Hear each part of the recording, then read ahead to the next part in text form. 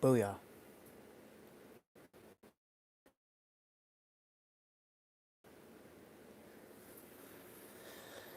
Well, you'll see it on the replay. Wait, we know the drill. I'm seeing everyone saying hello, but again, I don't see myself yet, and until I see myself yet, that's when I officially count me as... Oh, there we go. Ooh, quality is a little low. Let's see. Alright, it looks like it's a little better now. Yeah, hopefully will last.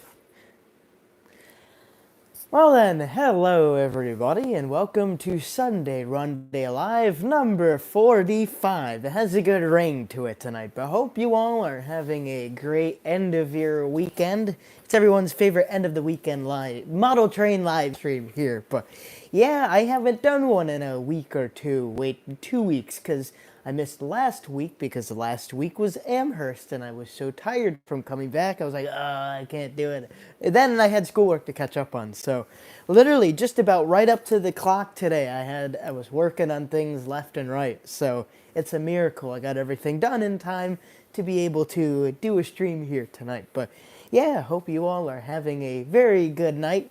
We have several things to discuss. If you've seen the thumbnail and the title to tonight's stream here, something is in the tunnel. So we'll reveal it a little later, but I put out a poll a few days ago asking whether y'all want, it was kind of a which one do you like more, and it was a very unfair battle, putting an iconic post-war train, the Texas Special F3s, next to the still cool but not as I guess liked the MPC Southern Crescent, and it was like 70-30, 70% Texas Special and 30% Southern Crescent. And so in a few minutes we'll have to see what's rolling out of the tunnel here. But yeah, we have a lot of people checking in tonight, and I already see the chat going crazy. But the first one I saw was Train Nerd 97. Right behind him, Shadow Fan Lions, Andrew Iron Horse Productions. We got LGR, The Drunken Pug, K-Line Productions. We got my dad. We got Joe, DNH 2906. We got Ed Iceberg there. We got CJ, Zootopia Fan, Great DNH. We got Heath. What does he say? Is it me, or are his lips not moving at the same time as his voice? Am I lagging? I might be lagging. I'm not sure. It doesn't look like I'm doing that bad though anymore. We got old Ohio Angler, and we got Davon and Isaiah, and then John coming in. So thank you all for joining in tonight and all that fun stuff. I don't know if anybody got a chance to watch the Amherst video yet, but it was a lot of fun. And again, it was so cool seeing, well, I got the blue comet beside me here, but seeing the Alex's Lego blue comet, that thing was awesome. And then if you got to watch in my most recent video, the 681, that was another fun one to film as well, where I had the locomotive and the tender, or not the tender, the caboose almost touching as it was going around the layout here. I've always wanted to try that out, but yeah, I hope y'all enjoyed the videos. We got 2 more coming out this week. We have the unboxing for the train that's about to come out around the tunnel, and then we'll have part 2 of the HO train collection. So I gotta try a better thumbnail on it though, because the one I did beforehand is like the worst one you've ever seen. But then it's kind of weird because then there'll be times where it's like the thumbnails that there's like, I wouldn't say no effort in it all, but it's just the simplest thumbnail. Sometimes the videos get like super crazy views, and then there's people who like work hours on putting together a thumbnail. A thumbnail on the video's got like 100 views. So it'll be interesting. It all depends on the thumbnail. So I'll try to put a good one out for the HO train collection. But yeah, though, again, thank you all for swinging in tonight. So a little bit has happened since, and I have to show off what I got at Amherst. But yeah, the reason I did, oh, I see so many more people swinging in. So who came in since I left? Oh, we got Slag Cat there. Hey, Carrie, Riverline Productions. Thank you for swinging in, my friend. Let's see, there was a lot. Oh, Trainer 97 says, hey, Corey, I decided to bring back my model train drive-in theater. Very nice. I got the 681 turbine, a Union Pacific GEU 30-C, the General number 3 of the locomotive, and the that's such a good name, the Redwood Valley Express. Dang, me liking. That's a good, it's like up there with the Yankee Flyer, or was it the Yankee Clipper? Uh-oh, I can't remember. I'm supposed to know that one. I'm a Yankee for Pete. I'm a New York Yankee for Pete's sake. We got Rose Jewel Railroad swinging in. K&R Customs. Hello, hello. Thank you for swinging in, everybody. I'm not sure. Oh wait, we have one more. Oh, Great DNH says, how much progress have you made for the Q&A? The forgotten Q&A video. That was like I think that video got like 200 views at most or whatever. But still a little while. I mean, again, I'm still waiting to see if any more comments come in. But the problem is, the more videos I put out, the more the Q&A video kind of falls down because, other videos are going on top of it. So I'm probably going to get out to it, I guess, maybe next Tuesday's video. That's probably going to be it. So it won't take that long to do, actually. I think we probably got a total of 20 to 30 questions, give or take. So either way, though, still fun. There were some good ones in there, which will be kind of tricky because it's like, oh, like, did you like this specific type of locomotive or railroad? And like, I don't know much about that railroad or anything. So I might have to do some research ahead of time so I can give you an accurate response besides, I don't know this line or whatever. I think it was somebody who was asking about Iowa Interstate, and I barely know anything about the Iowa Interstate, but still, I'll try my best to answer those questions and all. But yeah, it'll be a lot of fun. Let's see. Hey, we got Sparky. Well, I guess, since Sparky's here, I might as well talk about Amherst. So the reason I wasn't able to do a stream last Sunday was because the day before, Saturday, I was at Amherst in a surprise turn of events. I was able to attend Amherst at the very last minute. I really couldn't go until I saw my homework schedule. It's nothing like I could plan for weeks in advance. Like, all right, I'm going, and then I get like a really heavy work assignment. Like, okay, now I can't go. So it was a last minute thing, and we were there all day on Saturday. And if you haven't gone to Amherst before, that's in Springfield, Mass. Oh my goodness, it's a great show. I recommend it 100%. But if you do go, please go over both days, Saturday and Sunday, because it is so hard to do that entire show. Well, maybe if you're not a YouTuber or what have you. But if you try to do that show in one day, you're just going to barely make it, and you're going to miss so much. I missed so much. I wanted to see all the layouts, but I couldn't. I really wanted to spend a much longer time at Sparky's YouTube meetup at the Mini Prince booth, but I was like, all right, I have an allotted 1 hour in each building. And I think that was in Better Living Center or something like that, which is the biggest hall. So I missed out on the entire center of the building because I was trying to go around left and right and do all this stuff and then go to the next building, And the thing is, I was doing my little vlog again. If you haven't watched it, please do. It was a lot of fun to make and just meet all these different people and YouTubers and all that stuff. But it's so hard to film the show and just try and look around and just appreciate everything and talk to people and all that. So I'm not sure what I will do next year, whether I do a video or not, because I believe the year prior in 23, back in my day, back in 23, I didn't do a video. And it was and I was there for both days, but it was so much easier to go around the whole show just at a nice, slower pace, really get to take my time and look at sections for a long time, like vendors and stuff. So either way, though, still, I had a blast, and I met a lot of different people, some of which I see y'all in chat today, and other which and stuff, people come like, hey, I know you. It'd be like, how do you, oh yeah, right, you know me off of YouTube. Because there'd be times where at the train I work at, the SCNH, there'd be times where like, oh, hi, Corey, and be like, how do you know my name? And like, oh, I found you off of YouTube. Like, oh, why didn't you say that earlier? But yeah, anyways, though, there was still, and again, if you're just swinging in now, and I actually learned the other day, I was looking at my YouTube stats, and I've seen that I get not that many, but I still get like 4 to 5 new viewers per stream. So if you are new to Sunday Runday, hello, my name is Corey, your host with the most, or what have you. This is my little, I guess it's kind of like my own Tonight Show, whatever you want to call that, or what have you.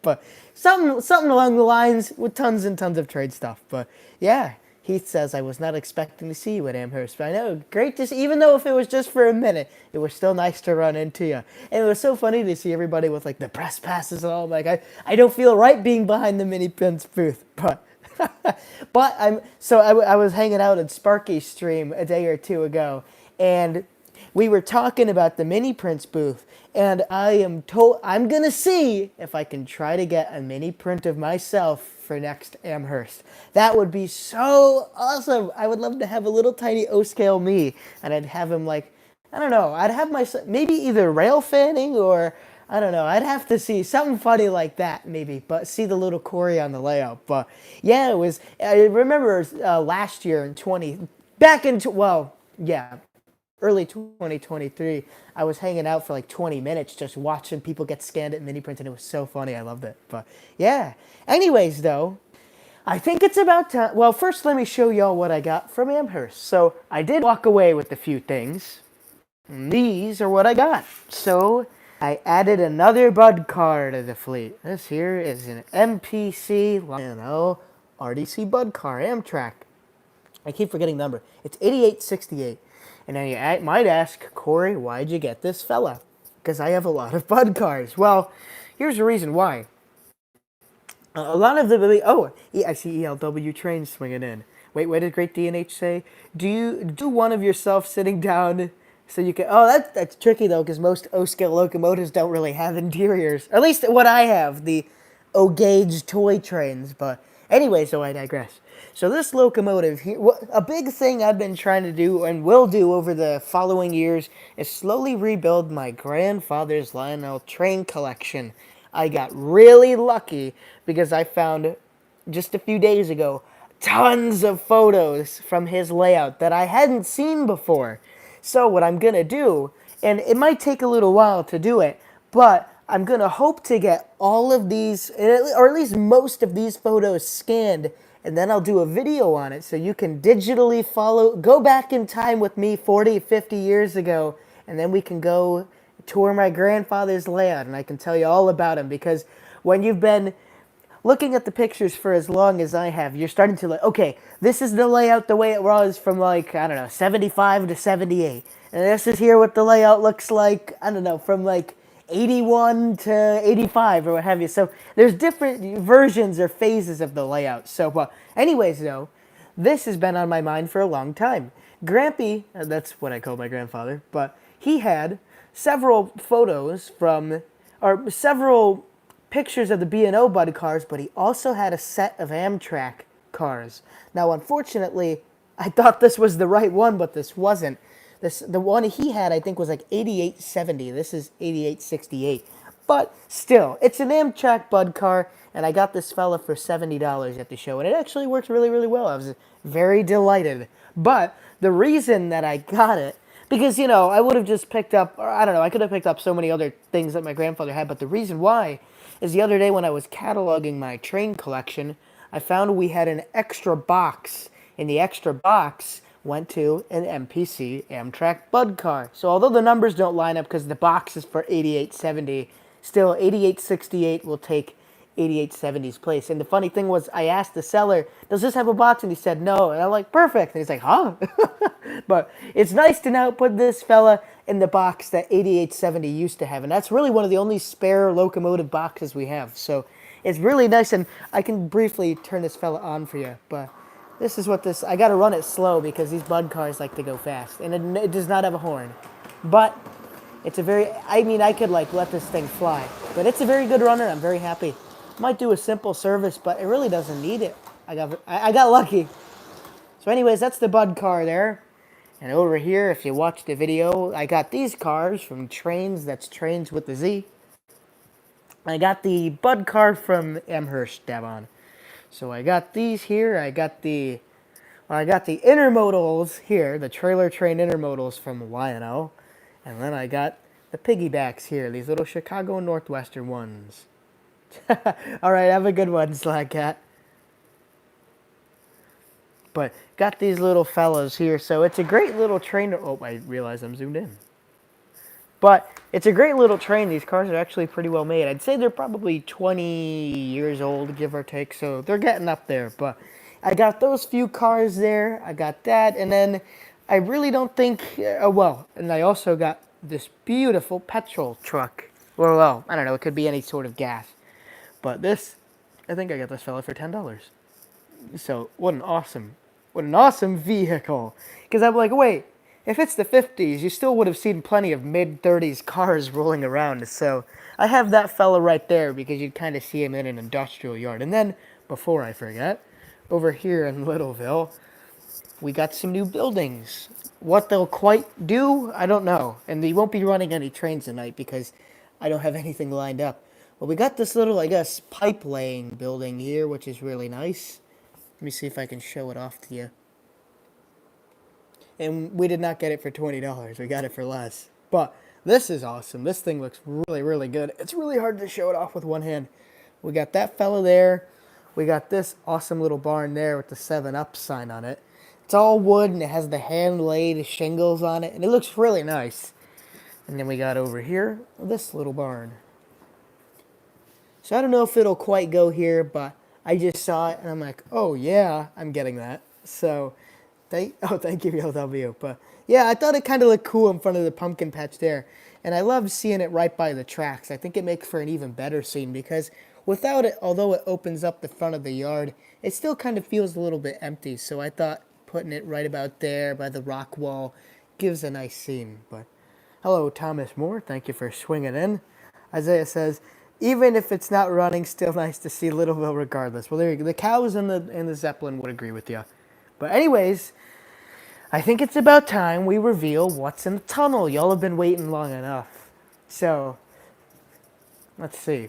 So, anyways, I'll have to reintroduce it because we've had several people join the stream. Hey, Jeremy! Thank you for swinging in. There you go. And open. Hello. Shadow fan, I think I saw you earlier, but hello again. Isaiah says, speaking of which, is the Littleville Facebook page still around? Yes, it is, but since not much happens on Littleville compared to the O-Gauge layout, it's, you don't see it that much. CJ, I don't have any NS, buddy. But, no, Jeremy, it was funny. I've been watching your videos for, like, the past 2 days. It's like, I'll be, like, doing homework. I either put it on the background or watch it while I'm having breakfast. It's like, all right, everybody, here's what we got. I love it. But, anyways, though, so let me just rebuild up the hype for what we were just... People keep coming in. Trying to... All right, we have Safe Haven Valley Railroad. Hello, hello. Oh, well, LGR, I do got the modern power. It's just the only modern locomotive I have is broke. It's broke. My poor CSX SD 80 Mac. Or 60, I can't remember. But it's a conventional fella, and it doesn't work anymore. So I'm going to have to find somebody to fix it. So I don't have good luck at all with modern locomotives, it seems. Which is why I like to stick it next to, or keep this stuff running. Exactly, rest in peace to the Big Mac. But Big Mac will be back one day, and it'll look so good pulling those intermodals. But anyways, though, let me recap. And again, if you're just swinging in now, make sure, do the whole ritual. I don't know what I was saying there. But if you're liking the stream so far, give her a big old thumbs up. And if you're, by chance, one of the few new viewers, maybe, who are just coming into the channel, make sure to click that red subscribe button down below so you don't miss the videos coming around soon. But so anyways, now we can finally get to it. I hope. Watch, something's going to happen. So anyways, I put a poll out on my community page a few days ago. And I kind of asked, it didn't really ask what one should I get, but I rather phrased it as the classic Battle of the Lionel trains, which one do you like more? So the two answers that you could choose was the Texas Special F3s, the post-war Texas Special F3s, or the Lionel MPC Southern Crescent. And it was really funny because I thought at first, like, oh yeah, it's gonna have, like, probably gonna be a pretty even tiz, but it was 70% out of like almost 100 votes, which is crazy. But like 70% went towards the Texas Special F3s, and I can't blame them. I mean, beautiful locomotives. But surprisingly, 30% went towards the Southern Crescent set. So anyways, without further ado, let's bring our friend out of the tunnel. Where are you? You're somewhere back there.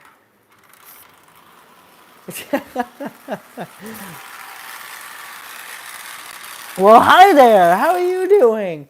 Well, although I would have went with the Texas Special, I think I had to get the Southern Crescent, and here's why. So, the reason I got the Southern Crescent was this: family ties. The reason I liked it so much was the fact that my grandfather actually had it. Here's a photo of his layout, probably I'd say from either the late 70s or early 80s. And unfortunately, this is the only photo he has with the Southern Crescent in the background. So that had always been on my mind as a train to get, because and look at this, it's like a perfect presentation night. But, and this is also what I found too, this is just show and tell night. I got all this stuff to show off here, but let me put this down. So what we have here, and for a lot of my older fans and friends looking tonight, if this ring brings back any memories, here you go. But this, the Southern Crescent 8702, was cataloged in 1977. So this is when it was first here. And this is just the O gauge slash 027 I don't know if there was like a collector's issue maybe that year, but what you'll see and it's a lot darker. It's a lot more dark green. Oh, Sparky, what I believe what happened to his, and the reason why I don't currently have it, I can't guarantee it, but at some point he sold it. I would say he probably sold it in the late 80s, early 90s. So he probably had it for about 10 years, maybe, give or take, which is a pretty good time though, actually. So I'll never know what happened to his, but yeah, and I'll touch back on that in a sec. But as you can see, this is the original catalog here for a very much more dark green. And then the reason why I always liked this so much was for this. This here's the 78 catalog. Again, any memories? But right here, the Southern Crescent and the Blue Comet were cataloged together right next to each other. And knowing that Grampy had this set and the Blue Comet, I just fell in love with, one day I gotta recreate this, where I have the Blue Comet and the Southern Crescent running side by side. So as much as I love those Texas Special F3s, to be able to run the Southern, oh wait, it derailed, one sec, to run the Southern Crescent and the Blue Comet next to each other. The Blue Comet hasn't seen the Southern Crescent for probably 40 years, 30, 40 years. So it's the first time in ours train history my favorite engine, the Blue Comet, has seen her sister set. So that's why I had to go with it. I mean, how could I not? I was offered a good price on this set. So although I would have loved to go home with the Texas Special F3s, but we didn't have any, family connections to it. It's not like Grampy had him. So knowing that he had this set, and then I was offered on eBay the complete set with all the boxes and everything in good shape, despite the locomotive, and we'll touch on that with a second, how could I say no? I'd be an idiot. So that is and let me just go over this with you. Just take it. If you haven't hit that like button yet, here you go. For ours train's sake, for my grandfather's sake. This is a very nice set. I'm actually very happy, for the most part, how this came out. But yeah, we've got the whole Southern Crescent here. The only thing that's really bad is just that little paint blotch on the front and that little bit there. Besides that, everything is in really good shape. Just need the C and A. Oh, Chicago and Alton. Oh, that would be fun. Right, I mean, that's a twin to this one. So I've got 611, and I've got her passenger cars down there where the catalog is. So we've got 3 of the, what did they call it? The Historic Railroads of America series, something like that. So, but yeah, we'll be bringing the Southern Crescent. Well, let me just get the whole thing out for you. But anyways, here's where we go from the Corey happy to Corey not quite happy. The locomotive is not that good, and here's why. Just give it a listen. Nope, other way.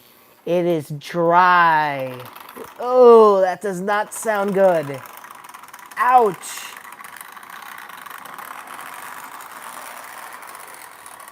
So anyways, while she's coming out, here's the whole set here. So you've got the baggage, you've got the combo, you've got Coach 1, Coach 2.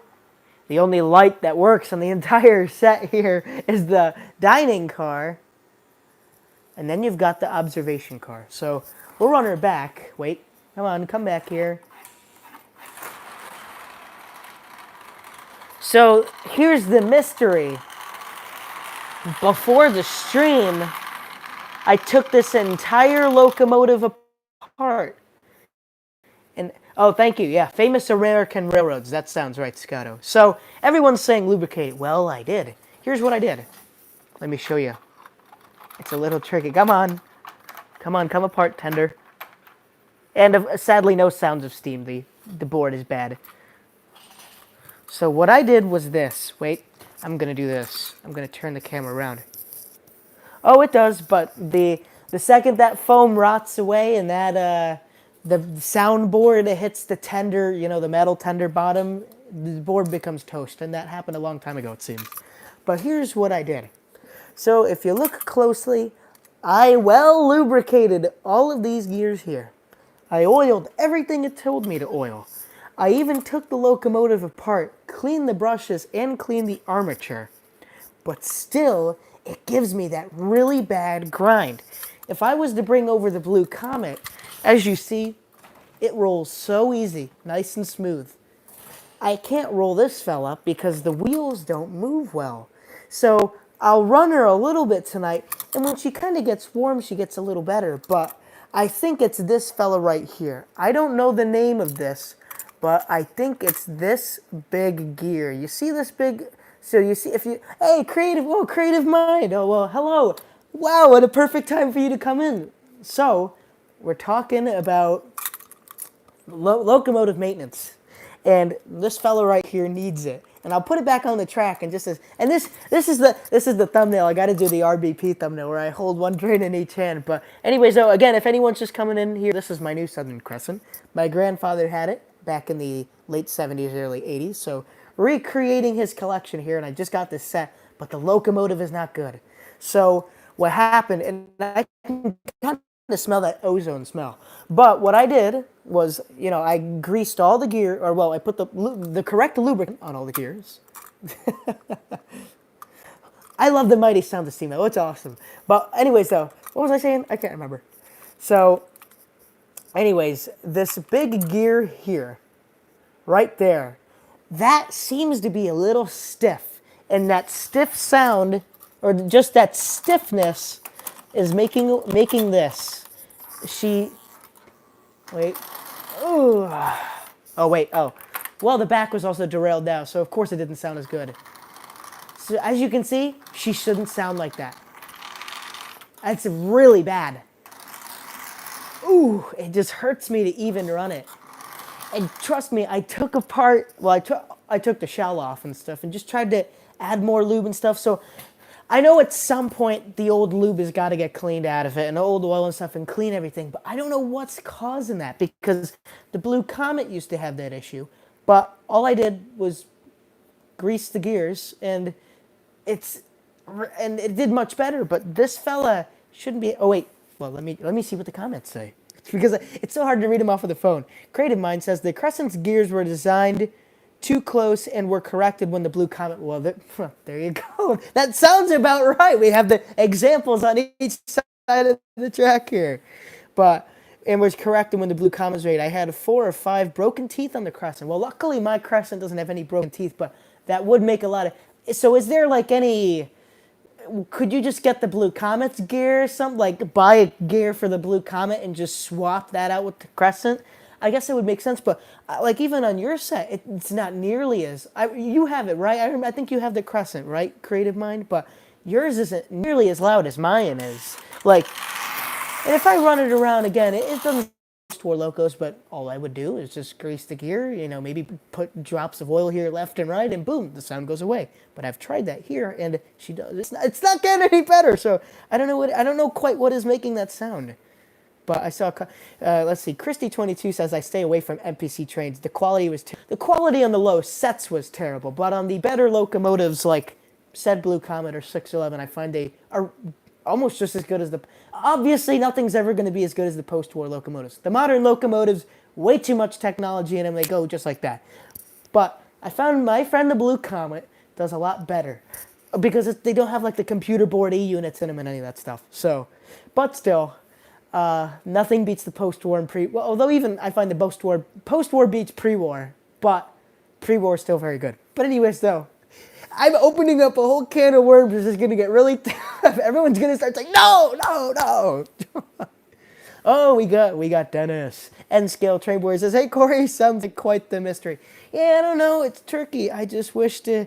I don't know. I keep because even before the stream, again, I oiled it and lubed it again. Or what have you. And I'm like, okay, I really don't want to be overdoing it right now. But I thought, okay, maybe just a little more, and it might stop making that sound. But it hasn't. So, I am as much as I want to run these two for you, and I will. But I really can't run the Crescent for long. If she's still making those bad sounds, I just can't. I mean, I'm probably stressing the motor out or something too much. So I don't know. It sucks because you pay a good little bit amount. It's not like I was spending like over $500 or anything, right? I actually got a good deal on the set, but to get the whole set here in the Locomotive Network, kind of a bummer. But anyway, so I missed several comments. Scotto says you could get a post-war Hudson and swap the guts. Right, that's the nice thing, because what was really nice about this set, it's like almost mint. The cars, there's like no wear on the wheels or rollers, although the lights are all out, so that is kind of suspicious. The Locomotive really doesn't seem like it's had much runtime at all or anything like that, so I don't know, maybe it's because it hasn't been run much or anything. But again, though, the little paint scuff here and here, someone's run it, but still hasn't had much. It's not like it's been beaten into the ground or anything. But still, somebody took good care of this set. But it probably spent more of its life on a shelf than actually running around and keeping the gears moving. And that goes with all trains. The longer it is on the shelf, the worse a performer it is, because then all this stuff starts to not dry, but just gets sticky and old. But anyways, I missed several comments. Let's see. LGR says, "Will you run the high rail?" I could run it later, maybe, if I can get it out and have enough time. GRP24 says, "Keep it well oiled and greased, and maybe it'll get broken in." I mean, maybe, yeah, we'll try running it tonight, but I just don't think that sound's going to go away. And it really scares me hearing that. It's not a good sound. Like, again, I run the Blue Comet, and it's not nearly as loud, and it's pulling a whole load here. But then I run this fella. Like, ooh. Granted, the gears are a little closer together, but I don't know. I'm concerned to run her. I wish I could have it on a flat car and just have her parade around the layout, but obviously you all and me, we want to see the two run together. But I got to catch up on chat here real quick. Dennis says, "Someday I'll have to come over." Yes, exactly. And I will teach you some O-scale wisdom. And HO. Great DNH says, "All this talk about which is better, post-war, pre-war, when they're all wrong." Incorrect answers. HO's got right. It's half the fun. All right.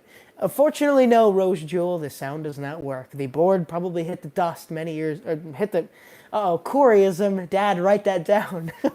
I kicked the bucket a while ago. What the heck has hit the dust? But no, what I have to do is I got to take the tender out and take the board off and clean apart the fragments of foam that are under there, just to prevent any further damage. I don't know if anybody makes repro boards. I doubt it, but because I'd love to get sound back in these things here. But until then, we'll have to find that out. Anyways, where was I? LGR says, "What piece of your grandfather's collection would be the hardest to find?" I don't know, but it is a great thing to bring up, this. So I told you all over the past few days, I found many photos I'd never seen before of my grandfather's layout. Well, I put them all in this thing here. And again, I'm going to scan them all, and we're going to make a video out of it. Let me just show you a few right here. So the first one, I love this one. I'd never seen this photo before. And I didn't know of it until after my grandfather passed in 2017. But I didn't know that he used to be a vendor. So he would buy and sell I&L trains back in the 80s and 90s. And this is a picture of him here set up at probably, I'd say, I don't know, it says Schenectady, New York. But I want to think that it's the Polish Community Train Center in Albany. But look at this. Oh, the glare is a little hard. But that is a photo of him there in his booth with all his different... And look, he's selling the Chessie Steam Special. But I can't wait to get these photos scanned. But that's a photo of him there. And this, I can try not to show off the address or anything. But this is his business card, BW Trains. Too bad he didn't choose ours trains, huh? Wouldn't that have been something? But these photos here just kind of show a little bit of the layout. Oh, the photo got crooked. That's him there. Let's see. Let me go to the next page here. This just shows you like a little bit more of the layout and all. So, oh, and this here is my dad's dog Cody. This is him next to the layout, which I got a kick out of there. But I am gonna try to get as many scans as I can because there's just photos I hadn't seen before. And it's so cool to see all this stuff. It really is. So I would love to do a video where I, like, you know, I show the pictures to y'all, tell you what's what and all that. But let me see. Oh, this is I found. So it kills me that he didn't keep these and that dad doesn't remember them. But look at this. So this here is Christmas 1957. And it's really hard to see. You can't see it that well. But if you look under the tree, I think it's, let me see, where is she? Right here, right where my finger is. Guess what came out in 1957? The 746. The J-Class 746. So the brand new J-Class is underneath the tree. It's got the Southern Pacific trailers. It's got the Ellis Auto, or what was it? I can't remember. With the auto loader, the iconic post-war auto loader. All these brand new trains under the tree, and he never kept them. I know because he probably saw it as like, you know, my dad's toys and stuff, and I guess he wasn't as into it as he would be much later on, but it hurts me he didn't keep that. But that was pretty funny. Let me see. Let me show you a little more. So here's a few more. Here's, as you can see, the Amtrak Bud car there I was talking about. Here's his dog, Colonel, I believe his name is. And there's the blue comet in the background. This is 1978, Christmas of 1978. You can see the Mickey Mouse train there. So there's just so much. And I can't wait to get these scanned. But the set that's going to be the hardest to find, because I already have a lot of good things, is this here. At some point during the MPC era, I'm going to say this is the 80s, Lionel, it's really hard to hold this, so that's why scanning these is going to help a lot better.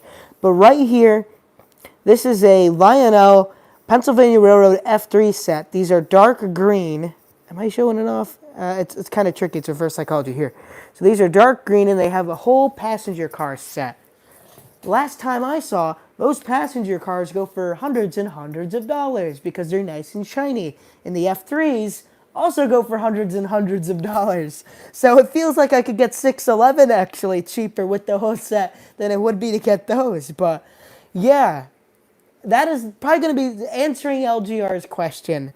That is probably going to be one of the hardest sets to find. But otherwise that though, over the past few years and continuing years, I've found a lot of the locomotives from his collection, and I'm just fortunate to still have so much from it. But still, though, it's a far ways from what he used to have, and then there's another one of the Blue Comet here, so it's fun to see the Blue Comet right across from me here. But there's only that one photo of the Southern Crescent, which would go on to tell me that he probably didn't have it for that long. But yeah, it's going to be great to get these scanned. I don't want to show you too much more because then that kind of takes away the fun of it. But the last one, which I'll show you, I found this by accident last night. And what a cool piece of family history. You have to hit the like button for this one. So this here is, I guess, a railroad transfer slip from my grandmother from 1949. This is from the Lehigh Valley Railroad. And I like how they weren't expecting women to buy this stuff. So it says Mr. Only, but then it says Agnes Spock, which is my grandmother's name. And this here was her train ticket to San Antonio. And this is the same postcard she got in San Antonio in 1949. Well, guess what happened in 1949? The outbreak of the Korean War. So that was her train ticket that would take her from Hazleton, Pennsylvania on the Lehigh Valley to the nearest transfer point, and then that transfer would go all the way to San Antonio, where she would eventually be sent all the way over to Korea as a nurse during the Korean War. So that here, so I found in the same folder kind of like a, I don't know, like an enlistment thing kind of, where it's like, all right, these women here from these towns are being called, I don't know if it's like the draft or something. I didn't read it that's close, but it was from the U.S. Army. So it was so cool to see that and then see this here. And if you look closely, she bought this really long, I guess, I don't know if it's a round trip ticket. It's not really because she wouldn't come back for several years. But for $106, so even by today's standards, that's still quite a bit of money. But back then in 49, that's so much. But it's so cool. It says in payment for railroad Pullman ticket, Hazleton, Pennsylvania to San Antonio. And you can see September 3rd, 1949. And you can see the ticket agent there.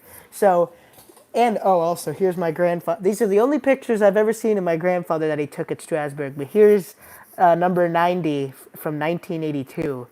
So and then there's a picture of him there, and then there's a picture of my grandma at the tutu barn, which I found pretty funny. So smash the like button for that. But that, I was blown away. That was, I almost hit the whistling barn there. But that was such a cool find. So I was blown away, completely blown away to be holding on to this such great piece of family history. So yeah, I hope you all enjoy. But anyways, though, I think we're going to try to get the trains running. I'm really, really concerned for the Southern Crescent, but we're going to run it. So hopefully, fingers crossed, knock on wood, a few honks of the horn. Wait.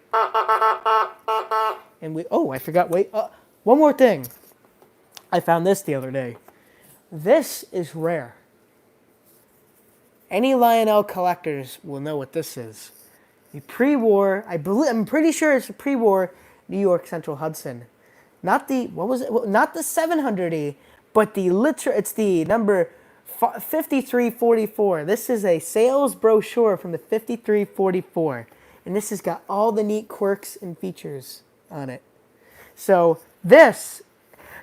Explain, here you go, boom, the money shot. So I believe this came out, here it says the 700EW, but this is numbered as the 5344. So to see this, there's not much paper examples left from, 70, 80 years ago. So seeing this is super cool.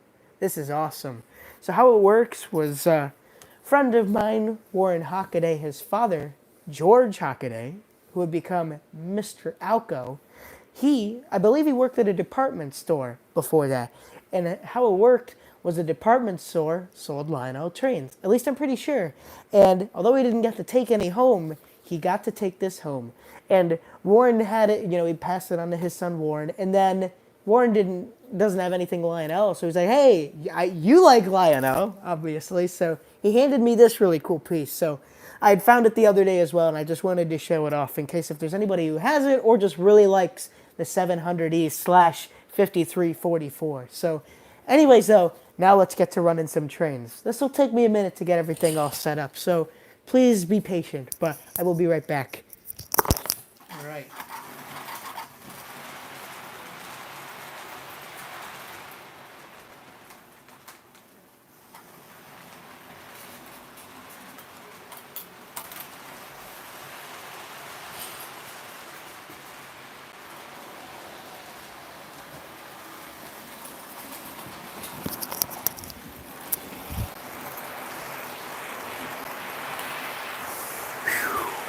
All right, we need like a Hail Mary. Oh, all right. I'm gonna let him go around for a few loops. Just make sure the speed's all right.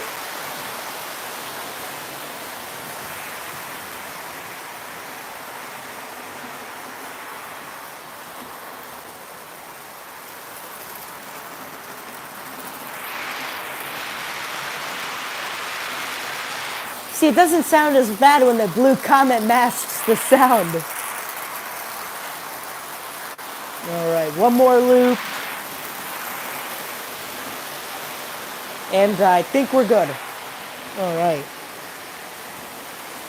The Green Hornet. All right.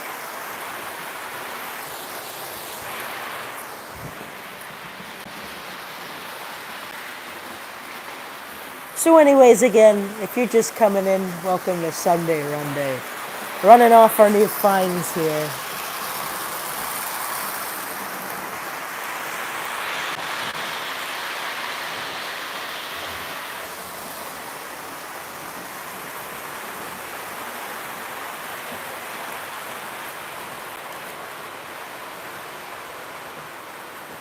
Yeah, it is a Southern coffee grinder. Oh, look at that. There you go. Seeing the two come down together, that's great.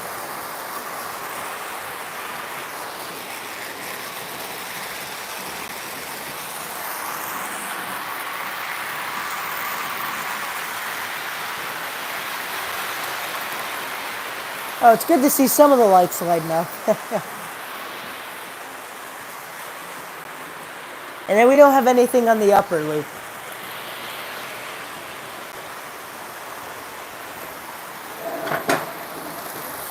And it'd probably be more like, Tennessee coffee grind. But yeah, I mean, it is right. The Southern Crescent did run to New Orleans. Thank you, creative mind. I like history. Says I like the Amtrak. I want to call them buddy cars from now on. So there you go. This is something that hasn't happened in ours train's history since the Southern Crescent probably got sold in the mid-90s. So at least 25, 30 years in the making. Oh, because I saw them and I liked them. That's why. LGR, no, I haven't. Phantom Production says, I remember the Blue Comet and Southern Crescent, but I remember a third red Lionel steam train set. You're probably thinking, if you're thinking NPC, you're thinking of the Chicago and Alton. My grandfather never had that one, but it'll definitely be one I'll have to get along with the Chester steam. Birdsey! Thank you for singing in, but I'll have to get that other set too. You're just in time.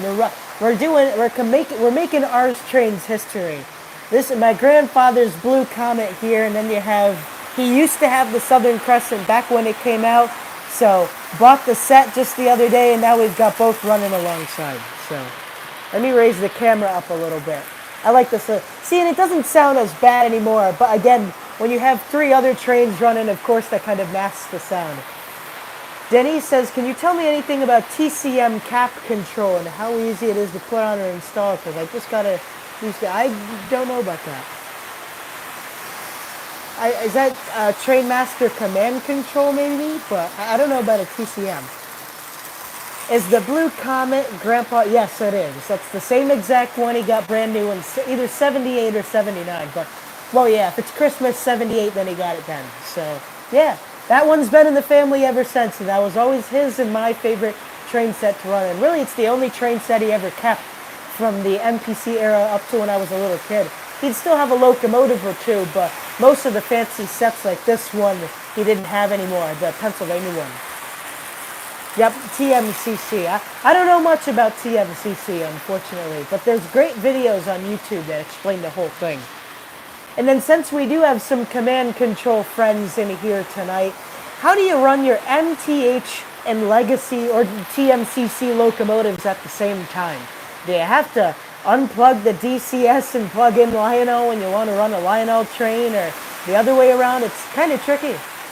Oh, Shadowfin, I've lubricated the heck out of it, and it's still pretty cranky, so I don't know really what's making the sound. I think it's either the armature itself or the gear, that plastic gear below it. Creative Mind earlier was saying that the gears were, what do you call it? I don't know, very tightly placed together, and that when the Blue Comet came out the next year, I guess they ever so slightly decreased the size of them. Oh, well, there you go. So, but because it was funny, because we were talking to the MTH guy at Amherst, and I think he said that, oh no, you can't run Lionel on DCS. So I was like, oh man. But I think the new DCS is coming out this June, right? Something like that. So we'll have to see. But it's more along the lines of Legacy than TMCC, although I do have a few TMCC locos.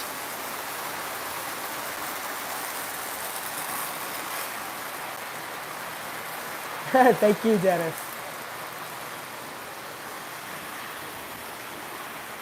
So Dad says, can we get one unit to run both types of trains? Railride says, I once saw a TMCC and DCS diesel coupled together switching back and forth. That's nice. Brenzy says you can actually run, let me screenshot this, actually run TMCC Legacy engine with the, well, that depends with the right setup.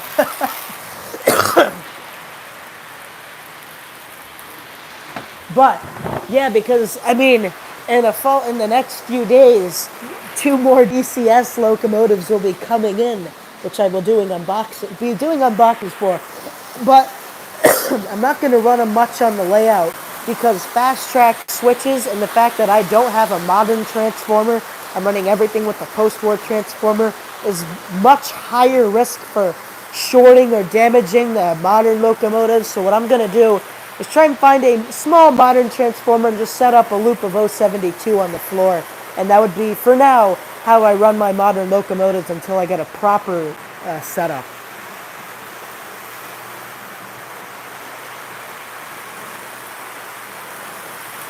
Hey, Radar Diddy, thank you for swinging in. So Old Ohio Angler says, no, must have the TMCC command base along with the DCS TIU.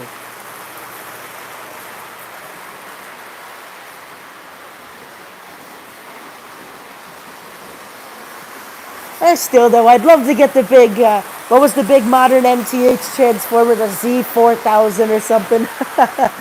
Love that.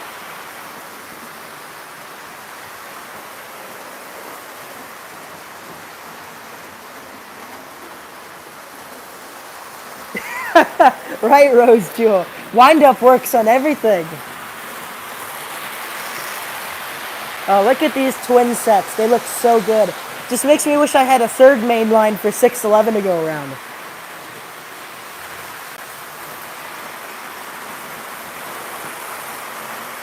No, that's not mine, Great DNH. I don't have the money to get a new model and get it weathered at the same time right now. Especially after I just spent the rest that I would have spent this year on this fella. But no, she's still a little cranky, but smokes great and lights up wonderful.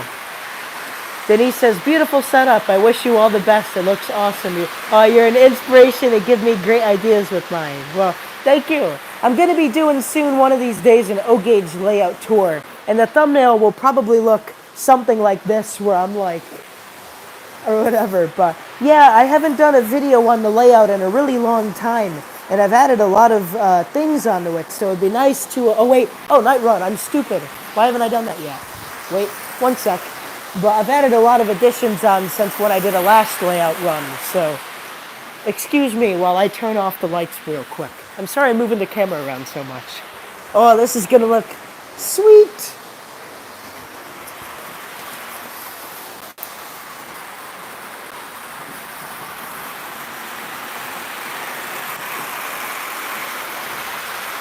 Oh no.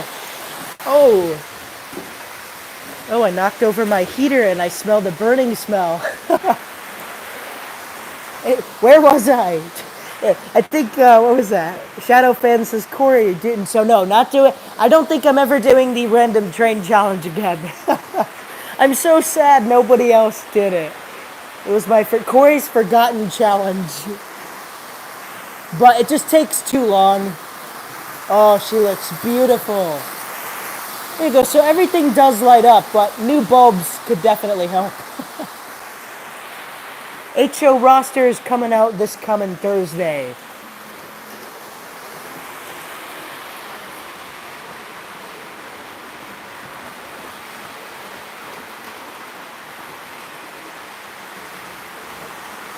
Very nice.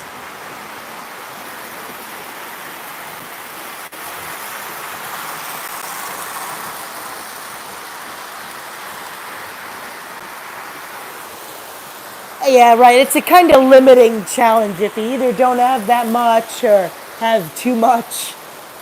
Well, actually, let me put it on the end of the layout because it looks best seeing it with the lights.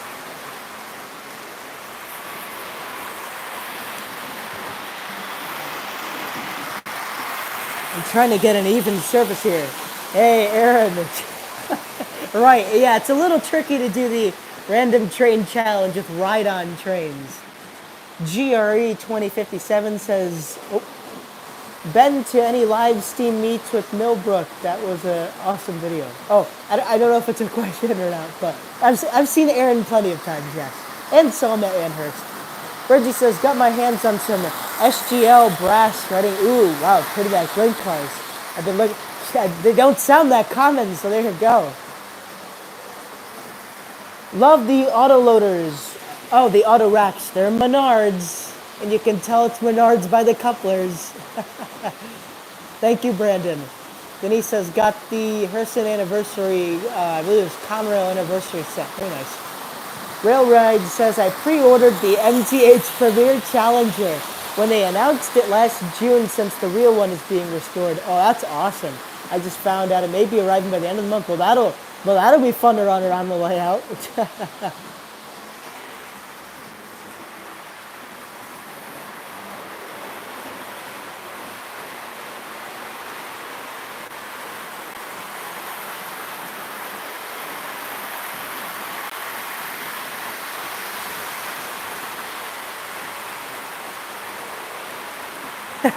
Don't quite have the room or money for that one, LGR.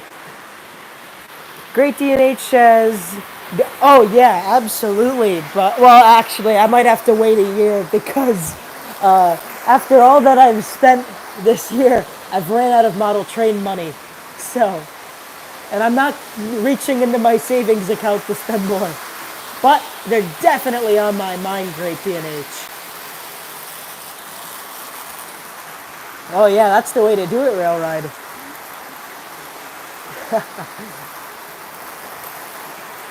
The intermodals are TT, but not TTX, so I guess pre-TTX. Thank you, Denise.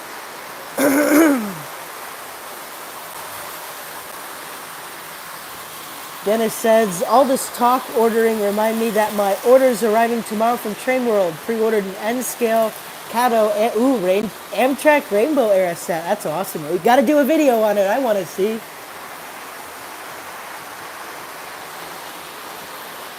Man, the model train smoke down here smells wonderful. What I'm going to do is I'm going to turn the Southern Crescent around. I just hope it doesn't hit the switch a little too hard and derail. We're going to see. You're seeing it first. And the Bud car looks great too. All right, here we go. All right, and she made it. All right. Well, thank you, Aaron, for for telling the world about me. SCNH, well, we're doing a train this coming Saturday, Valentine's Day, but I will not be there, unfortunately. There we go, and now we got our double trains passing.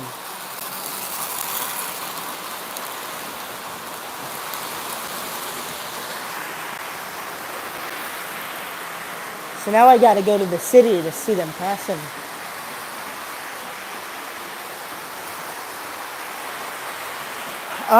It doesn't seem like he is because nothing's come off the track yet.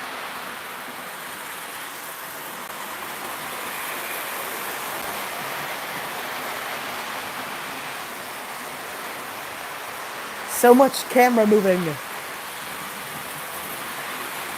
There you go. You know how cool that'd be to just, if this is like Ashdown or something, Virginia, be inside the buildings and watch two streamliners, or well, not streamliners, but just fast passenger trains pass in the middle of the night. That would have been awesome.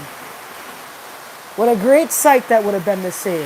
I wonder if the Blue Comet actually ever passed the Southern Crescent. Oh no, Trainer 97, no apologies needed.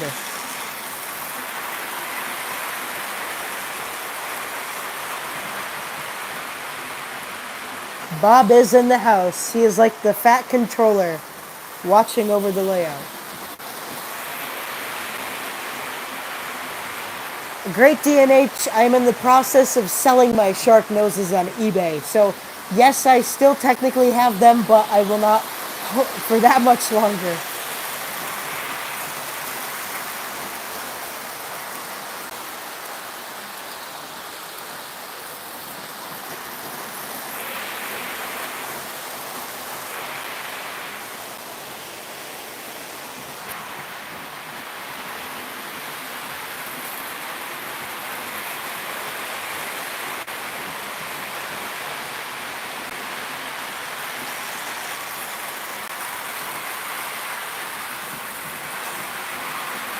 Oh, that's too bad. What type are they, Joe? Are they Broadway limited?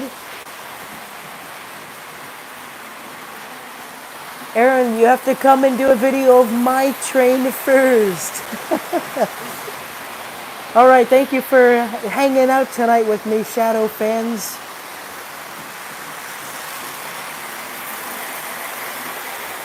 Have a great rest of your night.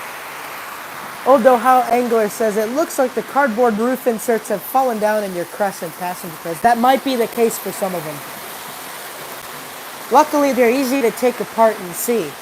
But the Blue Comet, for some reason, it is so hard to get those roofs off. And I know about the thing where you squeeze it on the windows and try to lift up, but it's like I need a third hand to pry it off with the screwdriver. Unfortunately, my Woodland Scenics car here is barely lighting up. I don't know what's wrong with it, because this was always a fun spot to see the train go by. Look at that little bud car doing all the hard work.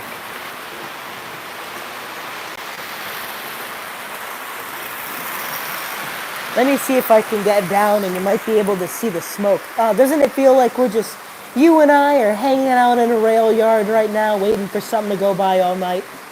Maybe you start to slowly hear some steam engine pounding away and it's getting closer and closer to you. You see the headlight wrap the curve and it's... I screwed up on my timing. Oh yeah, there you go.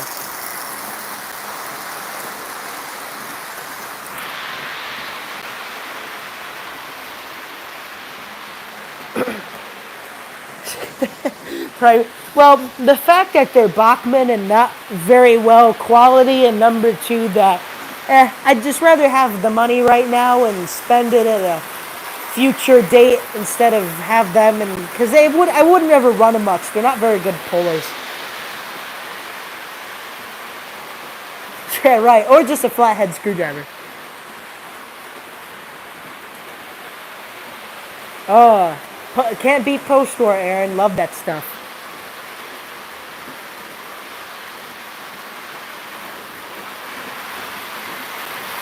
Technically, I do have a Y here, LGR.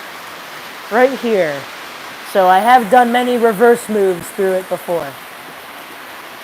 I love this little scene here with the gigantic auto racks. It's kind of funny to look in between them.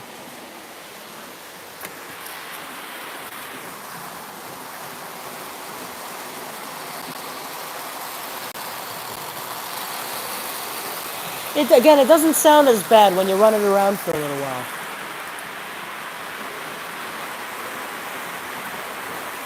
Which probably either the D&H Northerns or the Challengers, one of them.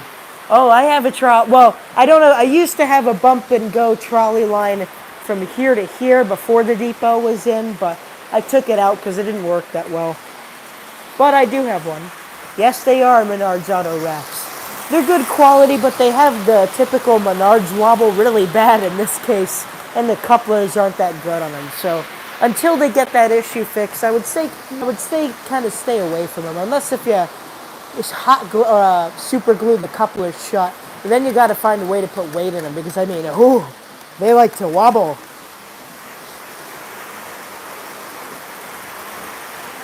Look, I mean, that little dude's still wobbling.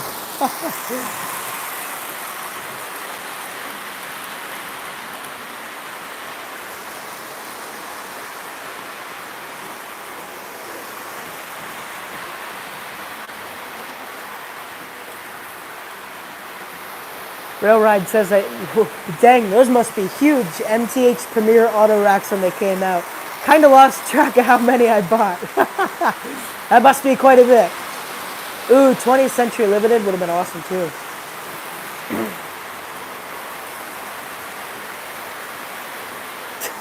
I don't know anybody who lubes and oils their locomotives every 20 hours.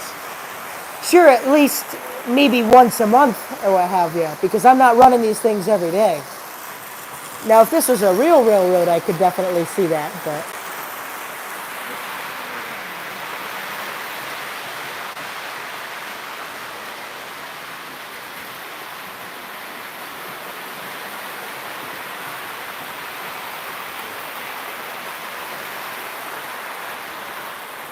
trying to Get it on my knee here. Some sort of man, it smells great down here.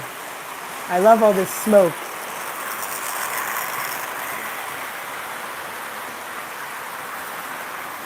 All right, I'm gonna turn the lights back on here. Thank you, Ken. What I did was just, I believe it was Woodland Scenics. Well, it was the road cement. I can't quite remember exactly what the road cement, what it was specifically named, but I think it was that.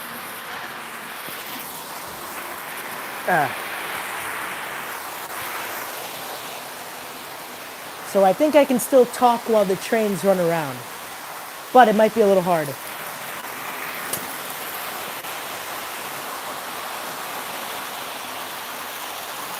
All right. Wow, 50? That is crazy, Rail Ride. You can create a scale auto rack train. ELW Train says, Corey, what do you think about the Menards intermodals? I don't know, I haven't gotten any yet. They still look really nice though, and I love Menards for the budget. I mean, it's never expensive stuff really, but if they still got coupler shoes and that stuff, it's kind of hard because almost every Menards car I have that has the plastic couplers, they all come apart really easy, and I hate it because I want my train to stay together. Isaiah Hawkins says, what would happen if you got a full-scale auto-rack layout? Well, I don't know. We'd have to see if there's any height issues. I'm not quite sure. But I would love one or two. But people sell them for like $150 a car. And I could get a lot of MPC or post-war or even modern era stuff for $150. Let's see. I Like History says, where could I find a Southern Crescent? Well, if you have any train shows going on, can y'all still hear me, or is it too hard with the model trains? But, no, usually if you have any train shows, of course, sometimes, a lot of it depends on demographic too. Like, you're not going to see the Southern Crescent in like New Hampshire or whatever. There isn't that much in New England in total, but if you're in more of this, oh, okay, loud and clear, cool. But if you're in the South, then there's a lot more of those down there. That, or you can find them on eBay too, or trains.com. That's Train with the Z. I know they've got a lot too. Let's see.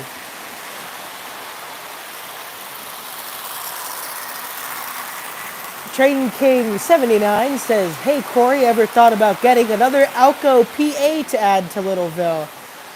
That would be nice to have 17 and 18 together. Maybe someday. It would be, it'd sound awesome. I'd love it. It'd have to be Walters to have the two, like, you know, paired together well. It'd be so good. Rail Ride says the Menards double stacks are clones of the old, oh, interesting, right-of-way ones. Old Ohio Anguish says Menards sells trains because the owner's train fan. There you go, right on. Train Nerd 97 says my 681. Hey Corey, I heard you are, but the problem is post-war in total, the 681 not as much, but if it's what the post-war locos I have in my collection, I love you 681. Oh, I forgot my light. Wait, come on, get back on. Here we go. Now it looks a little more professional. Let's see. Great DNH says, would you ever try a prototypical layout, or do you prefer freelance layouts like Littleville? Well, you could almost say Littleville technically is, well, are you asking prototypical like, oh, it's got to be a layout that runs around you and has like a signal system and stuff? Because if so, yes and no. Same for O and HO scale. Maybe one day, but I would love to try it. All right. Oh, Railride says the scale auto racks are the same height as the Menards ones. They match the MTH Premier ones in height, but the MTH ones are a lot longer, that's for sure. Rose Jewel says little rubber bands from teeth braces per... Right, but sometimes I'd find hard things with rubber bands if it's going from like a Lionel car like this maybe to a Menards car, because some don't have that little, I don't think some have that, you know, the little coupler release thing on the bottom to attach it to. Let's see. Lilac History says there hasn't been a train show in Chicago for a long time. Really, that's almost hard to believe. There's so much train stuff in Chicago. James says, where can I find UP Heritage boxcars? I got no clue. I don't know if anyone makes them. Probably MTH. But I guess it'd be eBay or maybe, or it depends on what scale you're looking for too. So I guess trains with the Z or eBay.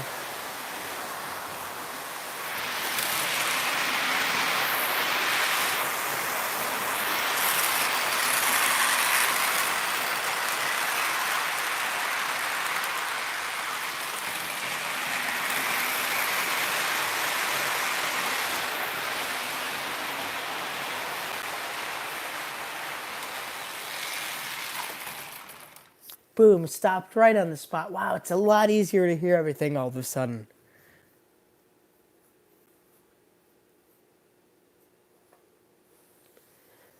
There we go. It's like, silence.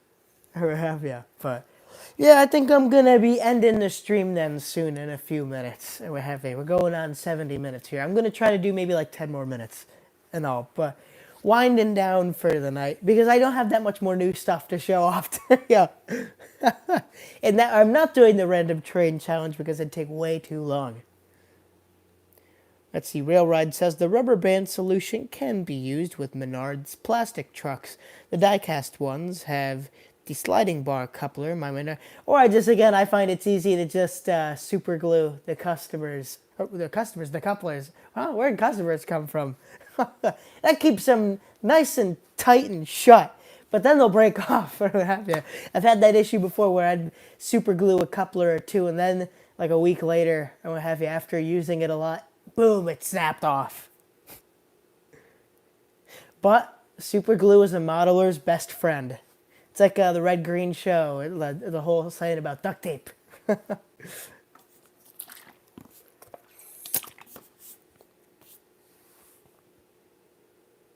Right, you could also do zip ties as well. But in theory, the car shouldn't be having the problem to begin with. Great DNH says, do you have any other 6-axle DNH locos besides the PA? Yes, I do. I have which you'll be seeing it in episode 3 of the HO Train collection video. That is my Pan Am Dash 8.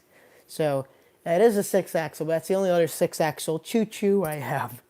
Dennis says, gonna hop off for the night, gotta focus on studying up. Oh, poor, I'm with you on that one. Exams suck. A college kid do another college kid, I feel ya. See you around, Corey, and have a good night. Well, have a good night as well, N-Scale Train Boy. Thank you for swinging in. Although Hal Angler says went to a train show earlier today. There seems to be one every weekend this month. Well, I wish that was the same way over here. That'd be pretty nice. Did you find anything fun? Railride says I took on the challenge of buying a Menards 24 flat car pack. Trying to fix their couplers, I succeeded. They are detailed on the old OGR forum. You know, that's the one thing I still haven't dabbled in yet, the OGR forum.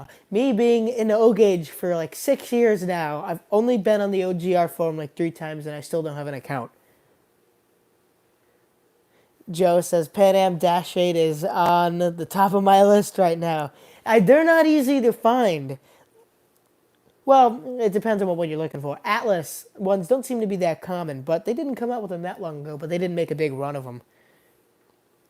But anyways, I guess I'll give y'all a little update of what's to come in the future. I guess the uploads coming to a YouTube channel near you or what have you, but this Tuesday is going to be the video on the... Oh, I was like feeling around for it.